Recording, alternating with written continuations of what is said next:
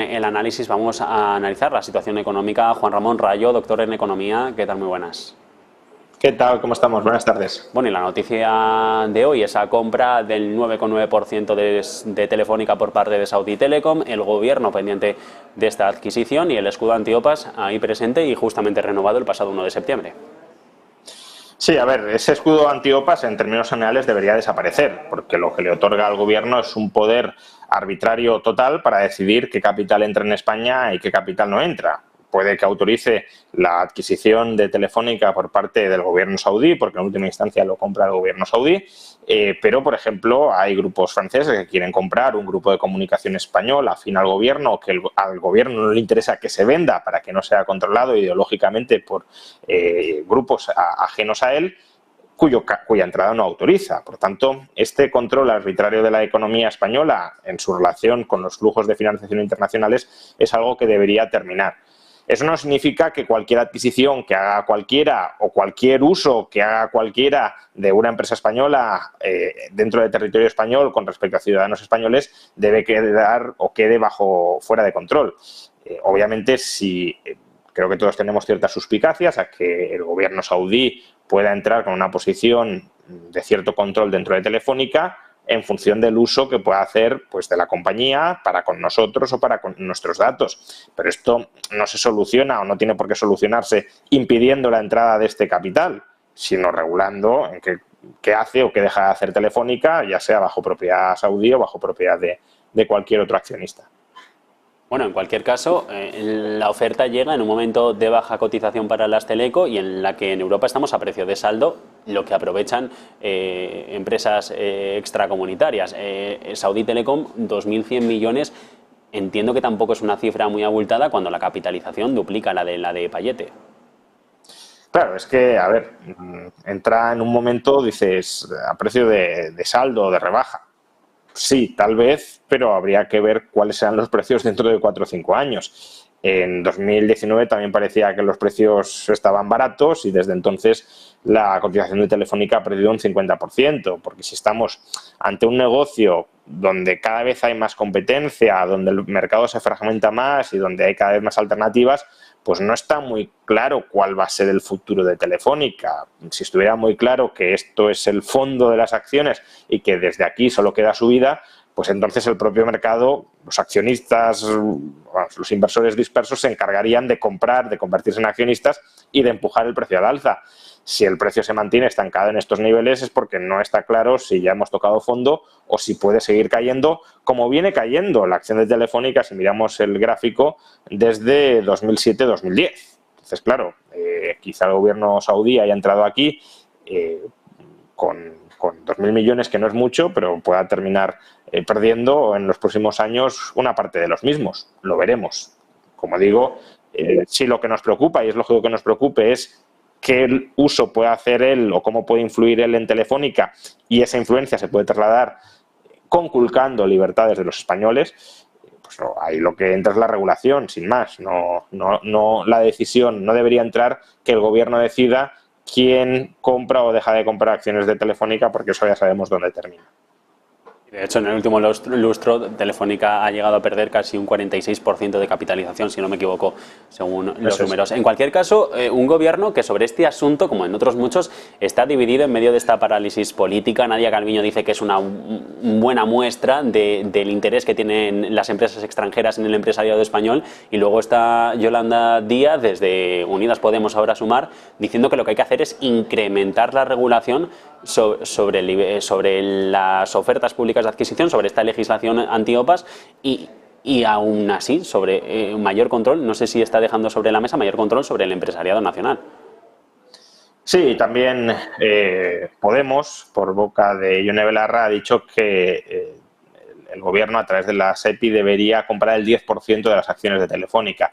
Bueno, a ver, desde Podemos siempre que aparece alguna noticia que pueda generar ciertas dudas, ciertas suspicacias, y yo entiendo que a mí también me las genera, claro, que un gobierno extranjero, además un gobierno profundamente antiliberal, antidemocrático, controle el 10% de una empresa española, pues da un poco de vértigo, pero insisto, para lo que pueda hacer mal ese gobierno extranjero existe la regulación Y si el gobierno español no utiliza bien la regulación, entonces de lo que deberíamos preocuparnos es de que no se esté utilizando bien la regulación. Entonces Podemos utiliza cada coyuntura en la que se puede abrir un cierto debate legítimo sobre, bueno, dónde están las fronteras aquí entre la libertad de mercado y una cierta regulación garantista de las libertades de los ciudadanos, para meter baza. Y meter baza es que el Estado tome más control de las empresas nacionales, a las que ellos llaman empresas estratégicas. Pero al final todo es estratégico, porque no olvidemos que incluso los supermercados han llegado a ser calificados de estratégicos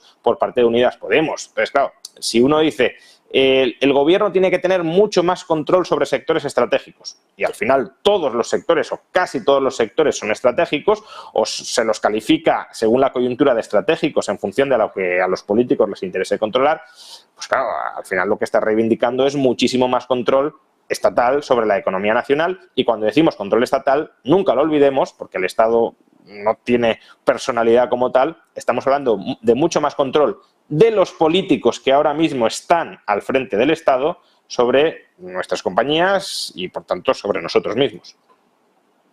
Caso, esto también se puede llegar a enmarcar en un momento de pre-campaña electoral, por si se repetirán elecciones, si no hay negociación o investidura el próximo 14 de enero. En cualquier caso, y lo que sí parece es que va a haber prórroga de presupuestos, unas cuentas públicas que no sé si para 2024 y todo lo que nos viene ahora con los retos que van apareciendo en el mundo, nos van a valer. A ver, yo aquí siempre distingo entre lo que sería el ideal político y la realidad política. ¿El ideal político cuál sería? Pues diseñar un nuevo presupuesto que esté adaptado adecuadamente a las circunstancias de 2024. Esto es obvio. Y si fuese un presupuesto de base cero, como muchas veces reivindicamos, muchísimo mejor, porque es un presupuesto que se repiensa desde cero para adaptarlo a las circunstancias de 2024. ¿Esto es algo realista que podamos esperar? No. Obviamente los presupuestos no se elaboran así.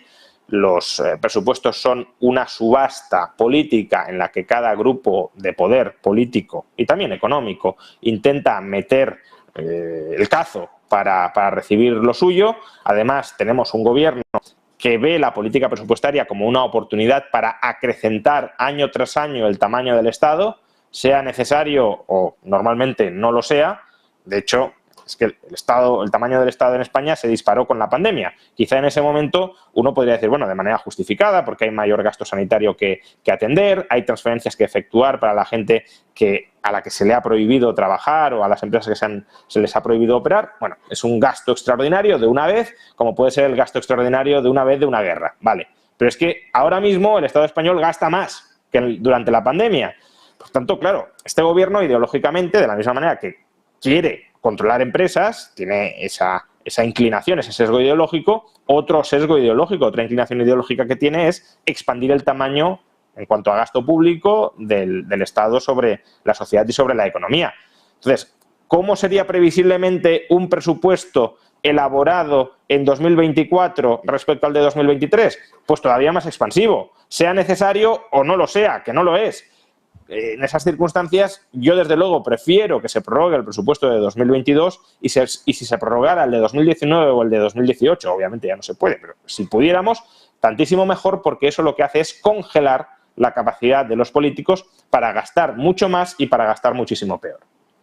Brevemente, porque nos quedamos sin tiempo, Juan Ramón, ¿le viene bien a la economía española una parálisis como esta? ¿Una parálisis política? Sí, a ver, lo que le viene mal a cualquier economía es la incertidumbre o el riesgo de que se puedan aplicar políticas económicas desastrosas cuando se conforma un nuevo gobierno. Pero la situación de impasse, la situación de suspensión o de cierre de la actividad política le viene maravillosamente, porque así los políticos no meten la pata sistemáticamente como suelen. En 2015 y 2016, donde se vivió una situación parecida, la economía española creció, si no recuerdo mal, más de medio punto más de lo que se esperaba que creciera en caso de que hubiese habido normal funcionamiento político. Por tanto, sí, ojalá sigamos muchísimo tiempo de parálisis política. Pues con esta sentencia nos quedamos. Juan Ramón Rayo, doctor en Economía, como siempre un placer de conversación. Buena tarde. Muchas gracias, buenas tardes. Nosotros un alto en el camino y en unos minutos